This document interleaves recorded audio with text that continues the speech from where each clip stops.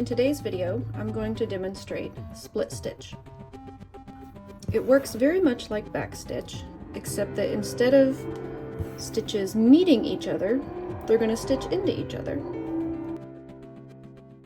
So we start with that standard straight stitch, just like we did for running stitch and back stitch.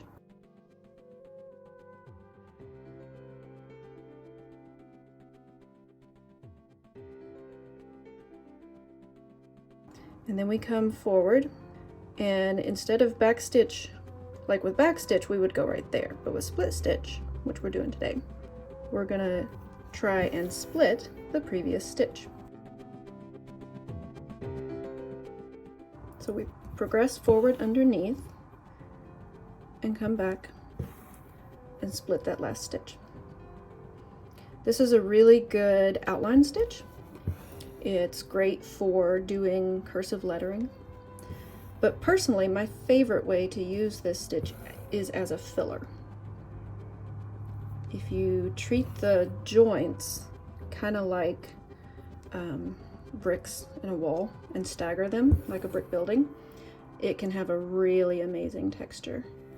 So if you find that you like this stitch, I encourage you to experiment with it and see what kind of shapes you can fill in and see if you enjoy.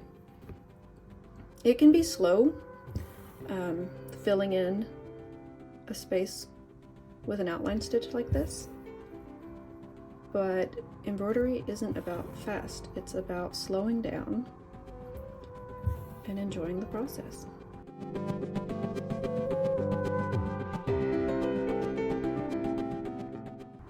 Now that you've seen it that way, I want to show you the last couple stitches.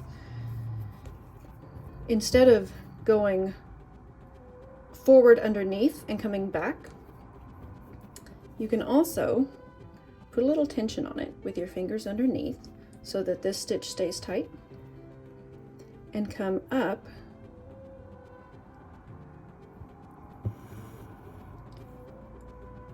and split on the way up and then move forward. So if I'm holding that stitch from underneath, split and come forward. So that's just a slightly different way of doing it. You can see on the top you can't tell a difference, but on the back side, so this is the way we did it for most of it, where we went forward underneath.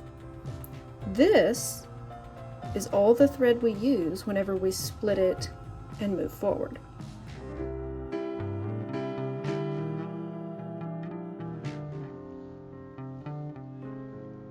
Find more embroidery resources at rosannadiggs.com.